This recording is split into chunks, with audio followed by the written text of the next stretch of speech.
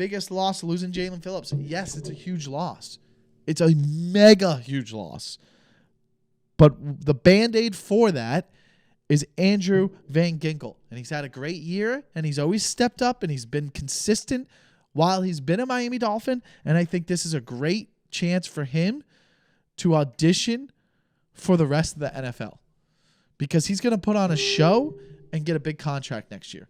And I hope he stays with the Dolphins, but I think that he's going to play so well for us that we're not going to be able to afford him, and other teams are going to offer him better contracts. He's going to have to take it because we're going to roll with Jaelan Phillips and Bradley Chubb. But I think Agba, he last year he looked horrible before he got hurt. Now, he's got a handful of sacks this year. He's got a hand of sacks.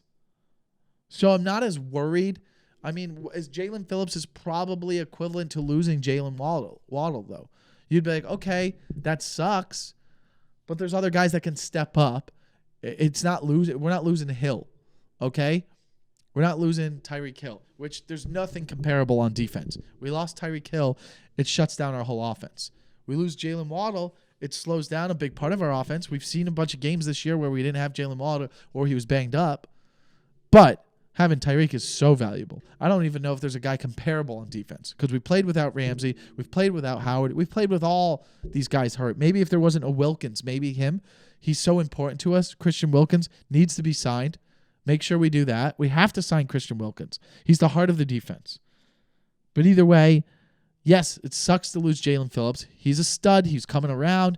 He was going to be very important against great teams like the Ravens, the Cowboys, the Bills, and whatever playoff teams we have to face. It's a huge loss. But I do believe in Andrew Van Ginkel, and I think he's a great part of our defense, and I think he always has been, and I think he could step up in ways that nobody is going to even expect. And he can make plays that surprise people. And I think Agba, if he can just show signs of what he was 4 years ago for us, that can be beneficial. So I don't think this is a huge thing for us to worry about because at the end of the day, if we win a playoff game or lose a playoff game, it's going to come down to Tua. Like we've always said from the beginning of the year when we lost Ramsey, I said this isn't that big of a deal because it's not going to be the reason we do or do not make the playoffs or win a game. The reason we win or don't win is going to be because of how Tua plays.